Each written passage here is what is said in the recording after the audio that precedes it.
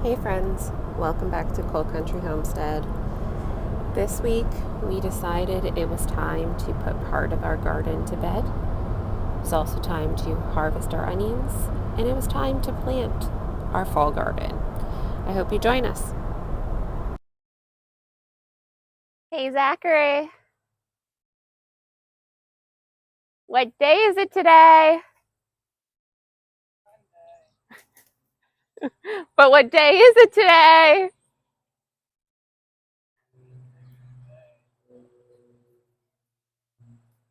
He seems so enthused.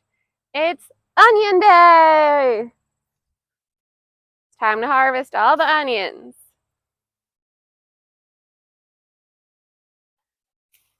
Right, first up to be harvested are the red wing onions. They don't look like they got very big. No, they didn't get very big. Are these ones supposed to be good storage onions? So these are supposed to be our long storage onions, like 10 months of possible storage.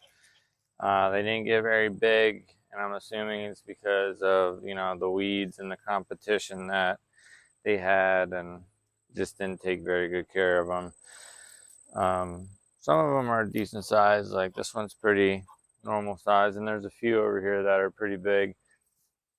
But as you can see, some of the roots are even off of some of them, so even though some of the foliage is not quite all fell over like some of the other boxes, but they're definitely ready to be picked, because they're not going to grow anymore, especially if they don't have any roots like that. So the roots are already falling off.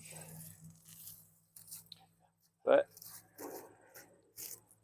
we still haven't mastered onions, that's for sure. This is only our second year growing them, and every year we'll try again and see what we can do different. But the next step is to cure them. Yes. So we're going to use, Sam came up with the idea of using the basement where we start our seeds at, because it's nice and dry, and it's a nice warm steady temperature, about 75-80 degrees. It's dry, and we can set up a fan, and we're going to use the rack that I use to start seeds, because it's a metal wire rack, so we can put the foliage right through the slats, and hopefully the onions will be big enough to stop themselves. I think it might be a problem, but we'll see. We can always lay them down just on top if we have to.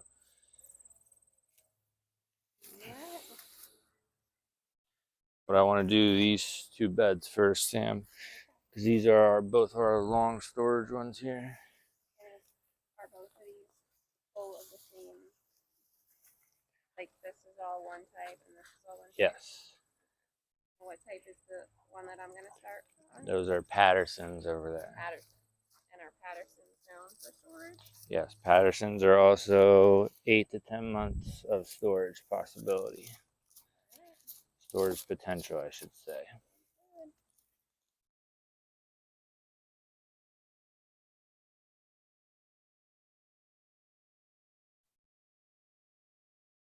Well, despite them not growing the biggest onions, we got a lot. Actually, Yeah, there's a good amount in both of these beds. I mean, we didn't really lose many in either of these beds, which is good. And it looks like we're just in time, because a couple are even showing a little bit of signs of starting to rot a little bit. They're a little bit wet and juicy down in between the layers on a few of them. what are these little creatures? I don't know. Show the camera. These look like some kind of slug.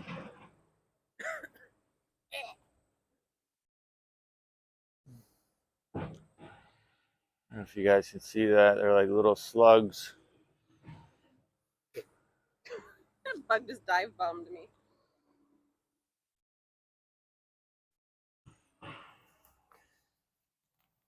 But I mean, we grew these with 0 chemicals.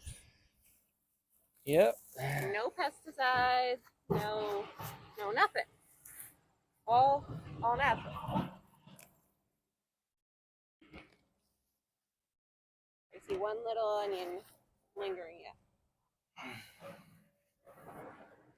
So we ended up with 2 big baskets of the Patterson and 1 big basket of the, what was it, Zachary? The Red Wings. Red Wing. So we got 2 good bushels of Red Wings and Pattersons, which are the ones that we were looking most forward to because these are the longest storage onions. And it looks like the Pattersons here from this bed all are a good uniform, you know, at least 2-inch wide diameter. So, I mean, those are all definitely good usable onions. Like the smaller ones from the Red Wings, we could probably take those right away and use them this week. There's a bunch that are only like, you know, 1/2 inch or not even. So we'll take those and chop them up and use them for recipes and stuff this week. And any of the bigger ones we'll save for storage. And then hopefully we got some bigger ones in the other beds hiding. So I definitely know that there's some decent sized Alyssa Craigs. There's some decent sized white ones over here. And then I think there's even a couple good sized ones in the front bed there, which I don't remember what those were. And if you notice, Zachary is prepping the beds because we are harvesting today and we are replanting another crop right away. We know that we need to do it immediately or life happens and it won't get done. Right, so our idea here, we haven't planted carrots yet, so it's getting towards the end of summer, so it's the perfect time to plant carrots again for a fall crop of carrots. And carrots do really well in the fall. Once it gets cool, they get sweeter. So I have already come out to our garden on Thanksgiving morning and harvested carrots fresh out of the garden for Thanksgiving dinner, and they were really good. And the other thing we want to try is, I can't think of it. Beets? No, radishes. So I have like Japanese fruit radishes and like watermelon radish and like winter radish that I've always tried to do in the early summer and it's never worked out. They just haven't grown good. So I'm hoping that if we do the fall planting now, then they'll do better in the cooler temperatures as well, like they're supposed to do. So hopefully this year we'll have a good harvest of some nice sweet fruit radishes and some watermelon radishes. I'm really excited about those and the colors of them. It's fall garden time. Yeah, so normally we don't really do much of a fall garden, but this year we definitely want to take advantage of the cooler temperatures and the lack of weed pressure that there's going to be. I just feel like it's going to be a lot less stressful.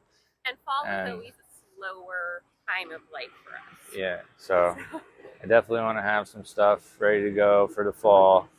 And and the other thing we want to plant is lettuce because we didn't do a spring planting of lettuce, and the lettuce never really does good in the summer here. We try to too hot too fast. Yeah, we try to plant it over here by the ducks where it's shady, and it does okay over there. But I feel like now is the perfect time to plant it, and then we'll be able to harvest some good lettuce throughout the rest of the summer and into fall. All right, let's get these onions up to the house to get them on the rack, and then we'll move on to our next step. All right.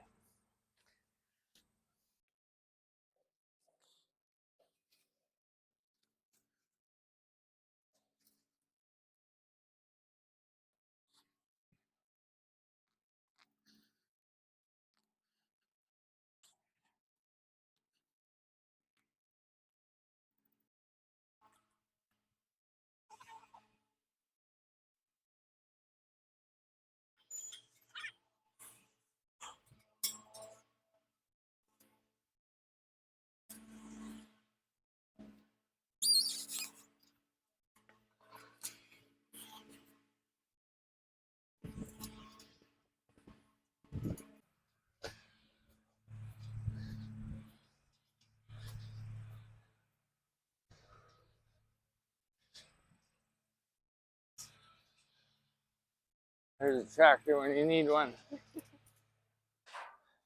Alright guys, so we're just gonna start weaving these onions through here.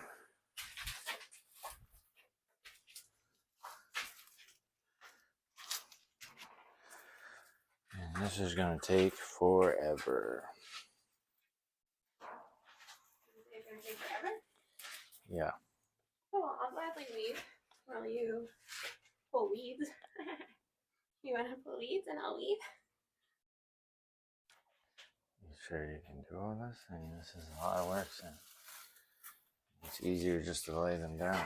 But they're not gonna get the proper drying that way. I would rather do it the right way, and make sure that we're getting the most out of what we did than to shortcut it.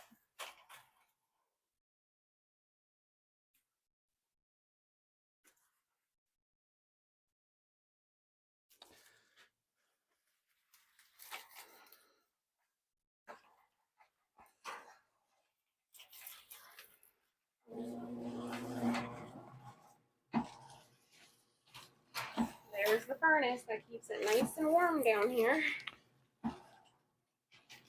I guess I should have welcomed you all to our dusty coal heat basement, but we decided that we are going to divide and conquer. So after convincing Zachary that the lights needed to be removed from the shelves, we did that. And now I am working on weaving all of these onions through, which honestly is going to be a royal pain in the rear end. But, well, my camera chose violence today. I just explained to you all the curing process and how this works and how we're going to do this and blah, blah, blah. And then I realized that my camera stopped recording almost immediately. So let's see if my brain can wrangle my squirrels and if I can explain this all to you again. So, like I said, we're dividing and conquering. Zachary is working on the next set of beds to get the onions out. We removed the lights from here on the seed starting setup, which will be a pain later, but it's still the proper way to do this for us to dry these out, or else we would have been weaving around the lights. So we did that. I am working on this tedious task while Zachary works on that tedious task. And I am trying to shove a few in the spots where the onions are a little bit smaller to see if we can get these work here. But as I was researching curing onions, I found lots of conflicting information. Tons of conflicting information, just like anything that you try and look up online. But the gist of it all is that it needs to be in a dark, not sunny, dry, warm environment. So that kind of eliminates a lot of options, because if it's not sunny, how warm is it? And if you're just putting it on your like patio, isn't that going to be, well, at least where we live, it's still going to be humid, so it's not very dry. So I set about using this area and utilizing the fans that we already have in place and the shelving. Zachary mentioned using the shelving because we already have that in place for the seed starting. And we are going to keep the breeze with the fans, keep the heat going. It's on average like 70 to 75 degrees down here because of our coal furnace is directly behind where I'm doing this. So that always keep the system warm. And coal heat is notoriously dry, so there is no humidity down here.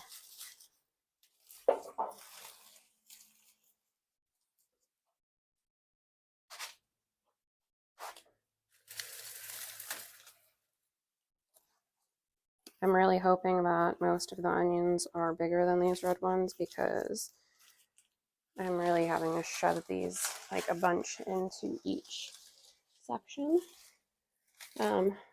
We are not pro onion growers. We're not pro growing of anything, but we grow enough. So if there's anyone who does grow onions very successfully, I mean, we're in growing zone 6B, and it seems like when it gets hot here, it gets hot really fast, and when it gets cold really fast. So we just have sudden changes in our climate. But if you have any tips, we're always open to learning.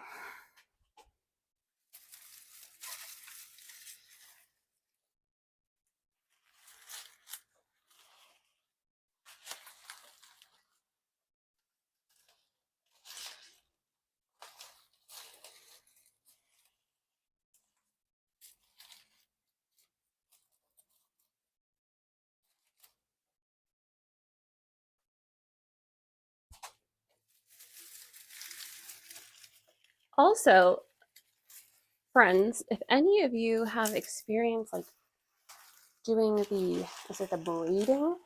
I know they braid garlic, but I think that onions get braided too. If you have experience tying or braiding onions and you think that that works better than this for long-term storage, let me know that too.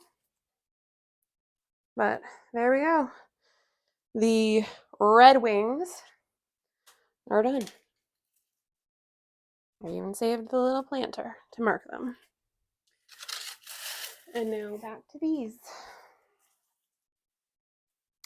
These are the Patterson, and most of these are definitely much larger than the red. And we do have some out there that are nice and big that I saw. I think those are the SAMAKRVZ, but those are a sweeter onion, so they do not have as long of a storage like these do.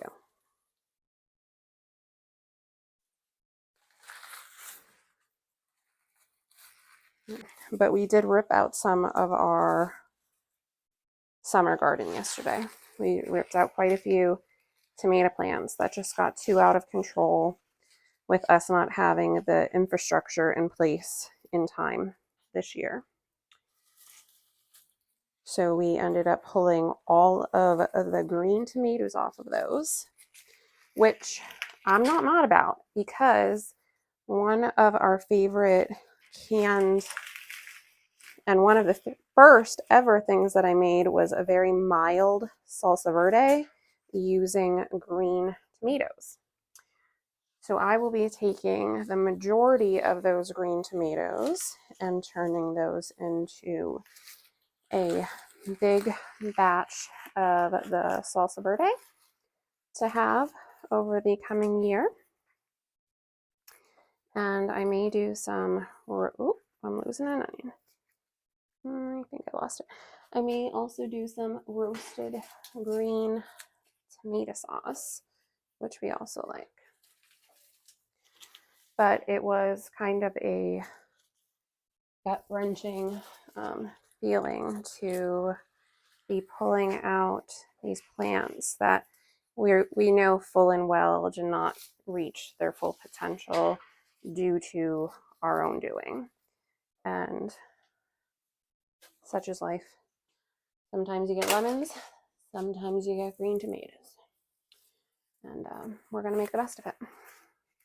But in doing that, it took a kind of a weight off in that we do have a lot more busy life events happening in the next few months. and to know that we were able to put that area to bed basically. And we're going to work on getting the infrastructure properly in place. We revamped our whole garden this year and decided to expand and officially fence it in. But in doing that, we took out all of the supports that we previously had in place. And then life came at us fast and hard in the spring and brought many not so happy life events and some injuries, some unexpected travel. Lots of things happened in the spring. So we are going to give ourselves some grace and move on to future. But in all of this, in all of the goings on, all of the struggles and events and life that everyone faces, we are still seeing a very bountiful harvest, in my opinion.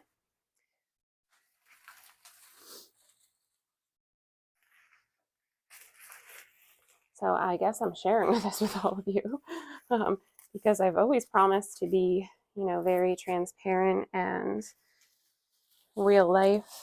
We don't sugarcoat it. So I hope that if you're going through anything with your gardens or your garden of life that is struggling, or that you give yourself some grace.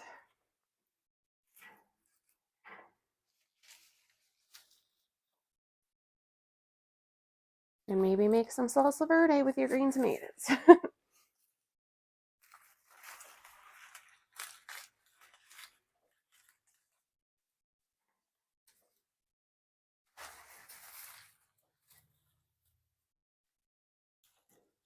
I would bet that Zachary is going to be surprised that it has not taken me nearly as long as we thought it would to do this.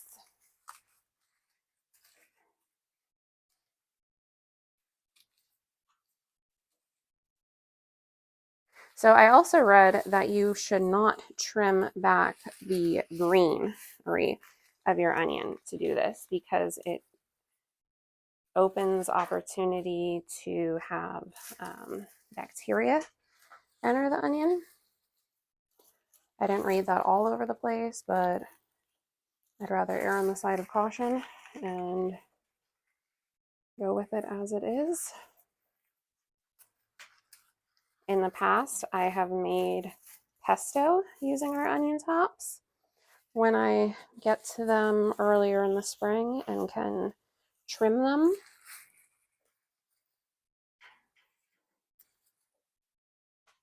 and with the pesto, I always make a big batch, and I buy off of Amazon those small deli containers, and I freeze them right in those little deli containers. I have tried various things like the ice cube tray and the silicone molds and all of those different things, but ultimately, when we use pesto, we use quite a bit of it. And so having a little ice cube worth of pesto is a pain in the behind. So that's what works best for us. I take it out of the freezer right before I'm ready to use it. I do not put cheese in my pesto when I make it to store like that, because when you put Parmesan cheese in the freezer, it gets gritty and grainy. And nobody likes a gritty cheese. So we add that fresh when I take it out. And a lot of the times I will toss in a little bit of lemon juice at that time too, to wake up all of the flavors.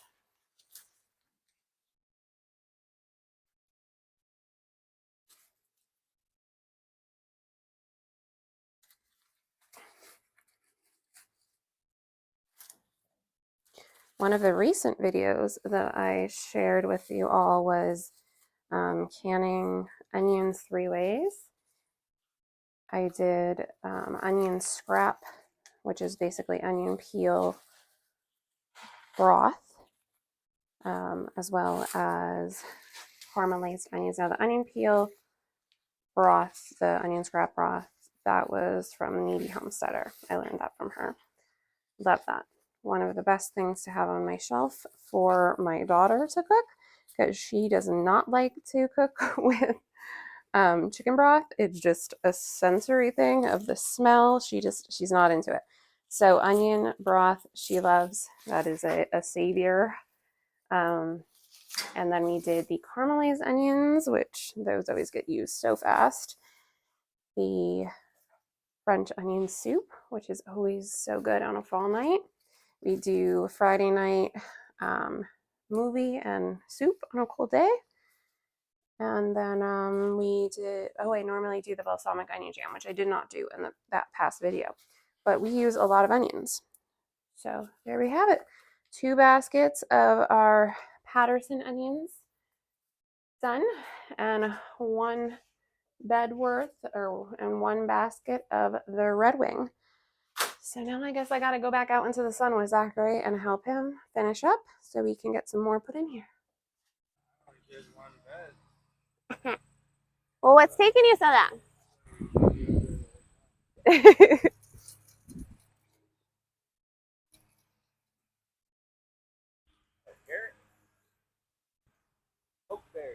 Let's see. What you got? Got Sterlings and Highlanders. Sterlings and Highlanders. Why don't you show everyone how nice those look? Those look really good. Yeah, so these Sterling ones turned out real nice. So we got the Sterlings here. Good size. Some of them are up to 3.5 inches, I think. And then the Highlanders stayed on the small side, just 1 or 2 inches, but both of these mostly survived. So still got a good harvest out of both of those. And next I'm working on the Red Zeppelin. Red Zeppelin's next? And Alyssa Craig. I'm excited for the Alyssa Craigs. I see a couple big Alyssa Craigs in here. So they're supposed to get up to like 6 or 7 inches, even up to I think 8 inches on some of them. So Exactly. I think some of those have oh, I didn't realize I didn't have the mic. Are you on? Yeah, you're green. All right, so if you didn't hear, we just did the Sterlings and the Highlanders. So the Sterlings were the white ones that I showed you, and now we're working on the Red Zeppelins and the Alyssa Craigs. So I see a couple big Alyssa Craigs over there, and they're supposed to get up to like, I think 8 or even 9 inches. I forgot what the world record is, but it's really big. But ours didn't get that big, but they're probably going to be our biggest harvest yet. So. And there's this massive volunteer tomato. Yeah, we got a big volunteer cherry tomato right in the mix. So I'm going to try to leave some of that, I guess. But right now we're working on the Red Zeppelins, and it looks like we got a pretty good harvest of these, but they all stayed relatively very small, like only 1 or...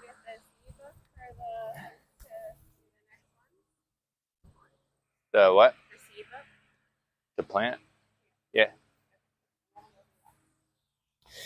Yep, so we're just pulling these weeds here, which these weeds are just vicious this year.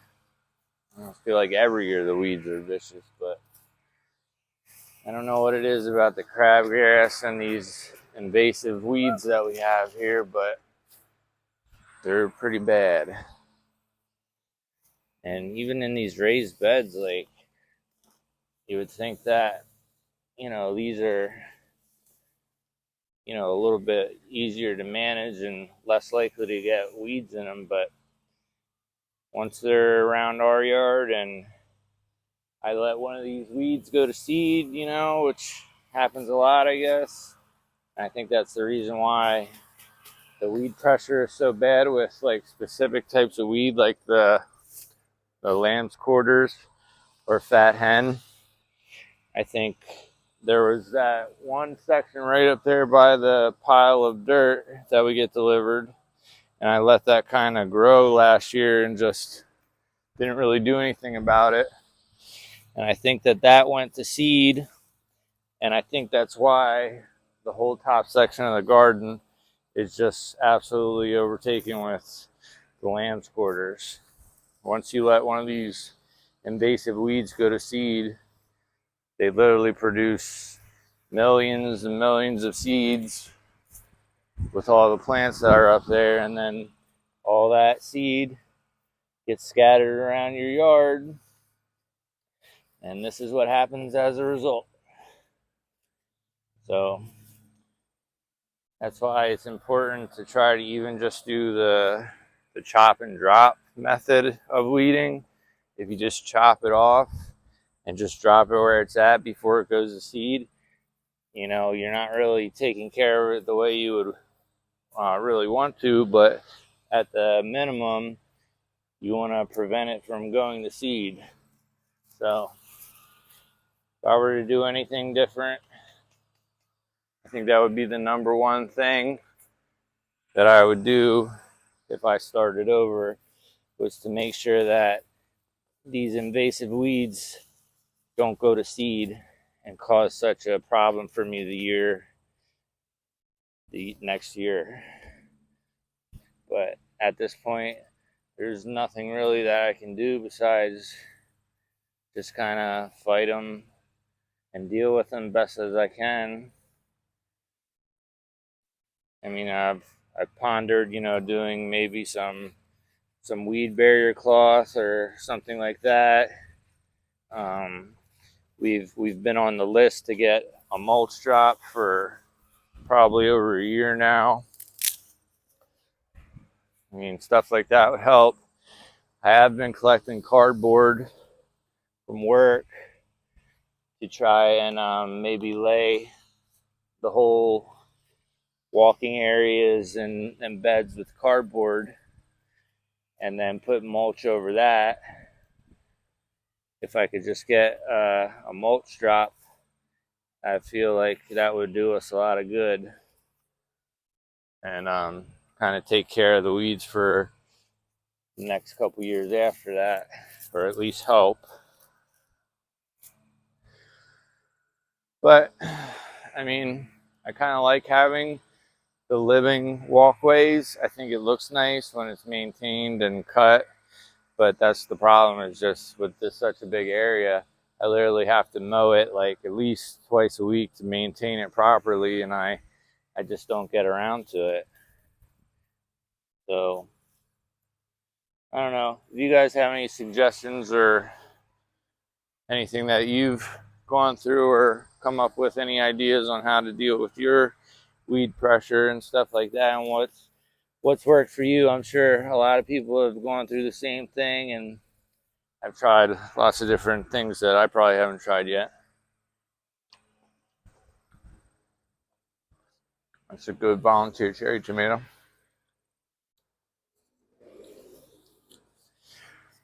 But yeah, I feel like this is the most frustrating thing for me about gardening, because growing up, my mom and dad, they were both savvy gardeners, and they were, my dad was a landscape architect and my mom was a horticulturalist and a civil engineer.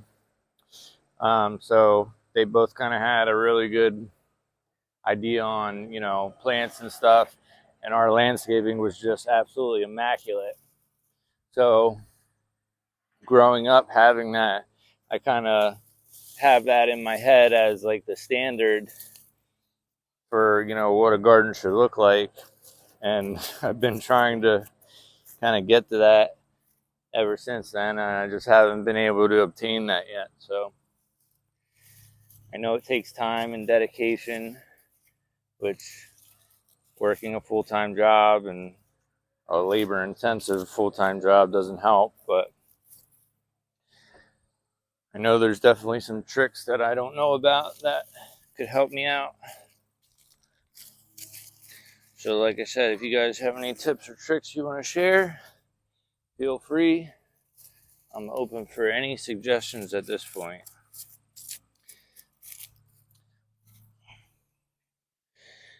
All right, so all the red zeppelins are harvested. Now we are on the Alyssa Craig side. I want to be sure to get all these nasty crabgrass weeds and all these real tough ones completely out, all the way down to the roots, so that nothing's coming back. But the fall garden should be much less weed invasive, I think, compared to the summer garden. It was like it just happened out of nowhere. Like, I remember looking out the window and looking down and in the garden and like the new top deck for this year, and thinking, wow, that really looks nice. You know, that really came together nice. And there was like no weeds. It was just the plants and the dirt and the walkways. And then we were in kind of a drought for a little bit. And then all of a sudden it rained for like a week straight every day. And then it absolutely just blew up. Like, the plants blew up and the weeds blew up. I mean, like, literally in just a couple days, like, all these weeds appeared. And I should have been on top of the den right away, but I was thinking, oh, it's just a fat hen, you know, I'll be able to pull it quick and feed it to the chickens, not realizing how fast it actually grows. All right, now these are some nice looking onions here. I'll pull this. This is the biggest one, I think. These two here. Yep. So these are our biggest onions, I think. These Alyssa Craigs. Those are some good sized onions right there. And this is more of a Alyssa Craig shape. It kind of has like almost a big teardrop shape. Not as rounded like most onions. Like, this one kind of grew more rounded, but the teardrop shape like this. But they get much, much bigger. Like, I'm talking three or more inches bigger than that. But I think these did pretty well given the circumstances. So I'm happy with those. But the thing with the Alyssa Craigs is you want to use those first because they only last like 2 or 3 months in storage. So those will be your fresh eating onions for right there in the summertime and in the fall. Those will be the first ones you want to eat.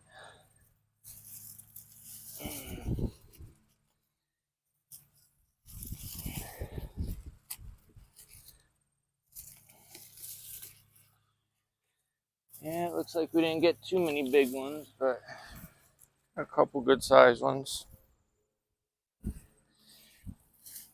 3 or 4 good sized ones.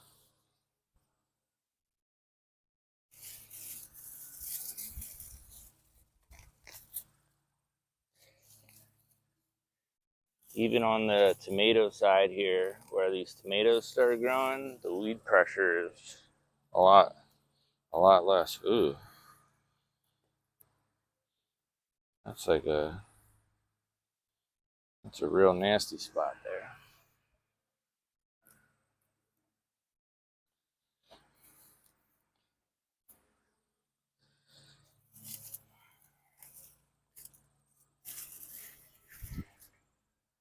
Oh, there goes my label. Alyssa Craigs and Red Zeppelins.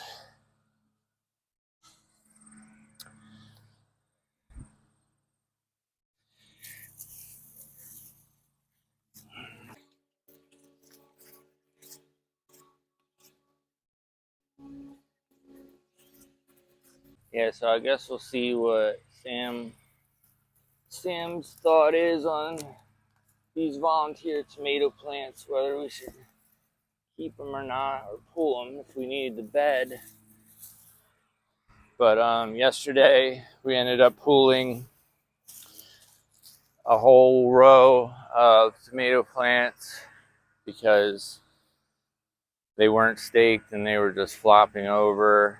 So I dropped the ball on putting the cattle panels up and trellising the tomatoes through the cattle panels. So you telling everyone about our failed row? Yeah. That's what I was laughing about as I was putting the onions on the rack. Yeah, so we harvested all the green tomatoes, which we did get a lot of green tomatoes. So Sam's gonna make her famous green tomato salsa, and yeah, we just we harvested what we could, and we just thought it would be best to just call it and pull those. So we do still have 2 or 3 more. We got 3 more full rows of tomatoes that aren't staked and that are producing well, but Well, like it is what it is. It was a heart-wrenching decision. Yeah. But it was the right decision for this season. Yeah, sometimes you just gotta Know when to cut it. know when to fold them, and a lot of people I hear, like, they're already pulling their tomato plants this early because of like early blight. So I did see some signs of early blight this year. Like even this one has a little bit, but last year it was bad. Like we lost pretty much all of our tomato plants and production because of disease. So we still got a big harvest last year, but yeah, it was one harvest. right. But I think with the circumstances this year, like I didn't prune the tomatoes to a central leader at all. I just let them grow wild, and they weren't staked at all. So with all that being said, and all the foliage on top of each other, it was pretty much, you know, disease free for the most part. I mean, there's a little bit of disease on, you know, some of the leaves on the bottom, but compared to last year, it was nothing. Yeah, I didn't. That's what I was going to talk to you about. I didn't know if you wanted to leave this one or not. I mean, it's like sprawled. I mean, like we have so many cherries. Yeah. I think it would be best to probably. I mean, we tasted these. Yeah, they're not like the best. You know, grab those red ones there. They're just like basic. I think these are the super sweet 100s, maybe. So they're. Is that really a thing? Yeah. Well, I don't find them to be super sweet. It's like a regular salad cherry tomato. And we saved a bunch. I think we need to pull it. Yeah, because we might need this bed anyway, so that's what I was thinking. Plus, I'd like to be able to mow in the walkways and get the walkways back. Are we gonna save the tomatoes or no? There's not a whole lot on here either. Green cherry tomatoes, I found that they won't ripen off of the vine. And I don't like green cherry tomatoes. Alright, well, let's pull it.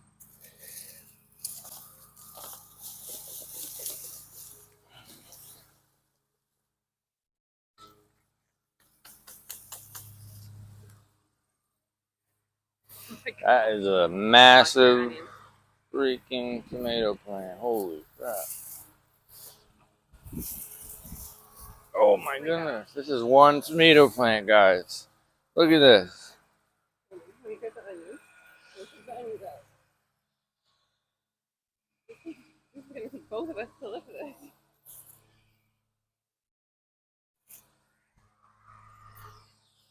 Holy crap. Look at this. Wow. I feel like cherry tomatoes are the rebel of tomato plants. Like, they don't care what their environment is, they're growing. And they're growing wild. Yeah, wow. That is one massive tomato plant. If I've ever seen one, like, holy crap. I can't even pick it up. It's literally so heavy. Where are we putting this? In the pile over there? I thought I saw.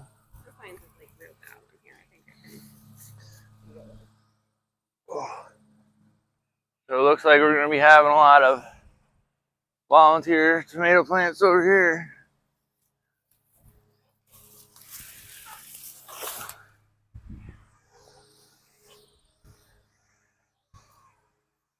You know what? I guarantee this is from too, because throwing cherry tomatoes to the chickens Uh-huh.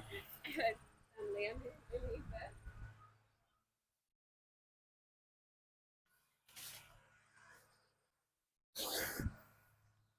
That's crazy. That was literally the biggest tomato plant I've ever seen. And now we want to try to get these tomatoes out so that these don't seed. However, in the walkways, there's lots of squished green tomatoes. Oh, I'm sure there's going to be plenty of volunteers. All right, well, while you do that, can I start working on this side? Yep.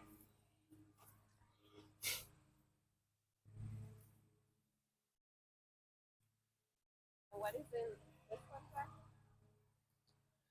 sir? Give me a second and I will check. Nice white berries. Oh, yeah.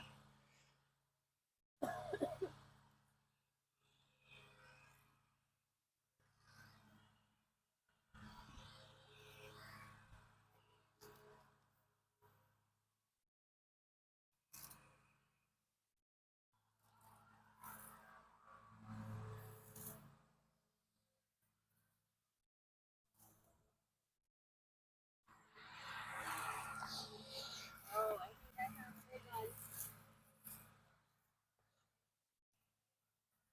Look at this one. Oh, wow. That's a nice one. Let me check what variety these are.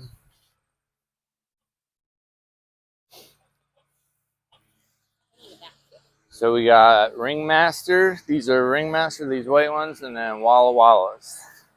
Are they able to play? Yes. So there was 3 big ones in there. 3 good sized ones.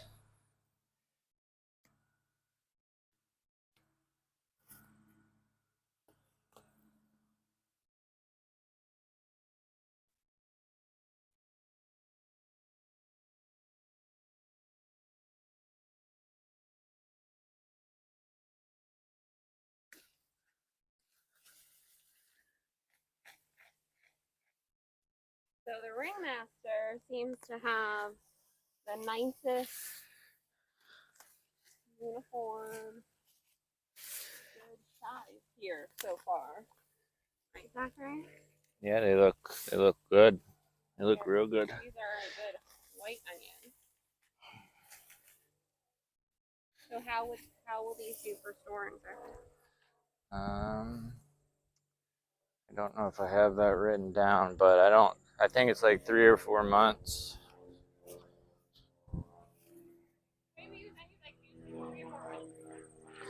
Yeah, I don't have it written down here.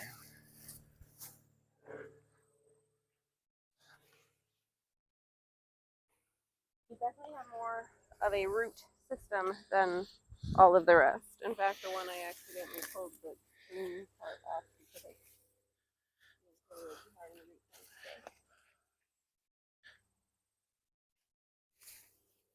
And we harvested a shovel. Who planted this? Oh yeah, I planted that. I was just trying to experiment, see how it grew. I heard that shovels are good companion plants to onions. This thing is massive. I cannot budge this. That's what I thought was the corn, guys, but obviously it's not corn. It has the same characteristics as corn, like the leaves and everything look like corn. But if you guys know what these are, I'm sure it's like some kind of grass or Milo or something like that. Who knows? It's like sharp, very irritating to the skin.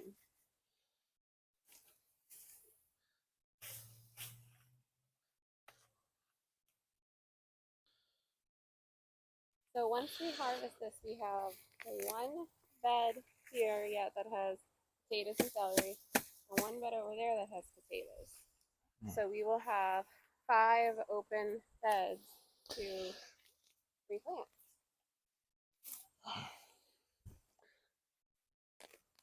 Yay for carrot.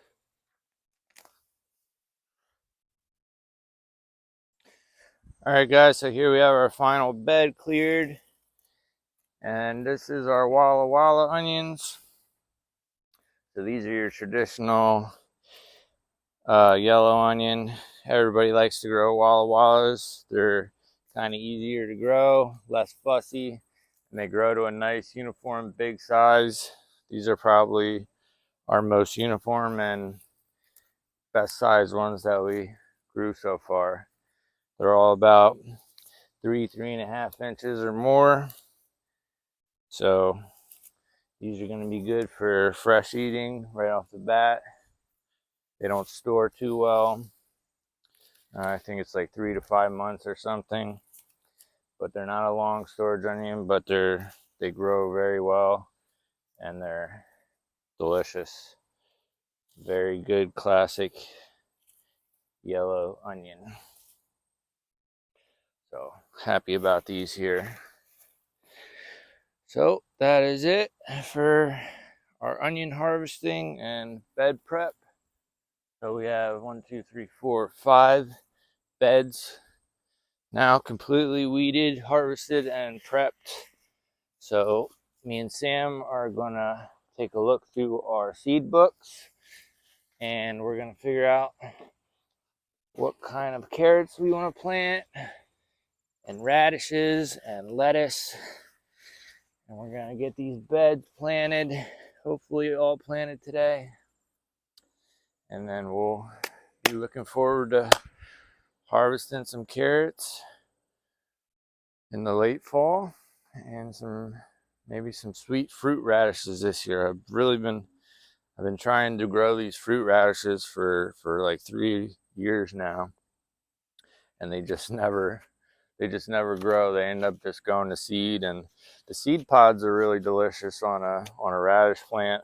I don't know if you guys have ever tried that, but they're just like a sweet, mild radish flavor. It's really good. So if you don't end up getting a radish, you always get the seed pods.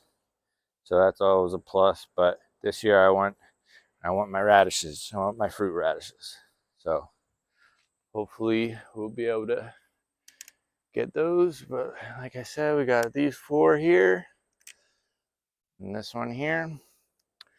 So I'm gonna go take these down to Sam for curing. Then we're gonna decide what and where we're gonna plant these carrots and radishes and lettuce. All right, friends, so even with all of that work in the garden, the job is never done because everyone needs to eat, right?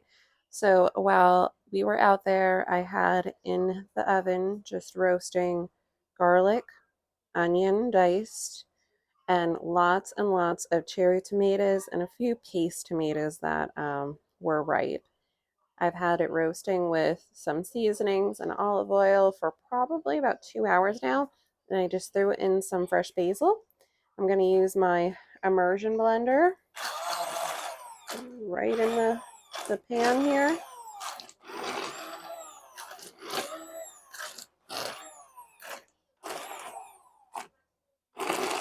Oop, I might make a mess.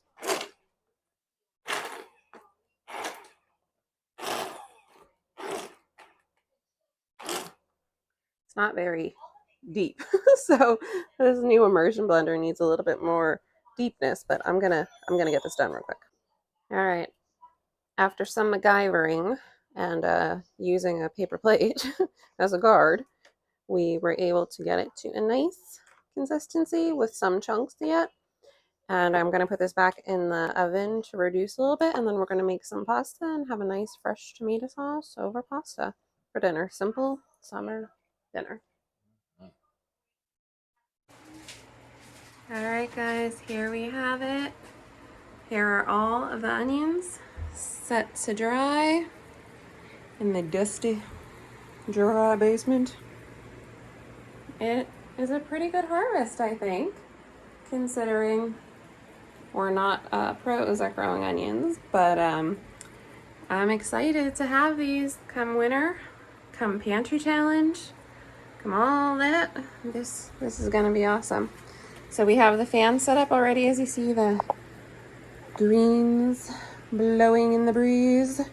And I have to finish dinner up upstairs. Zachary is already out in the garden with his camera this time to record the replanting of the beds. We're wasting no time. We're getting carrots and beets and radishes and all that in. And I'm gonna chef it up quick and get dinner served for everyone because it's a Sunday night and tomorrow brings work and all the other responsibilities. So I'll see you next time, guys.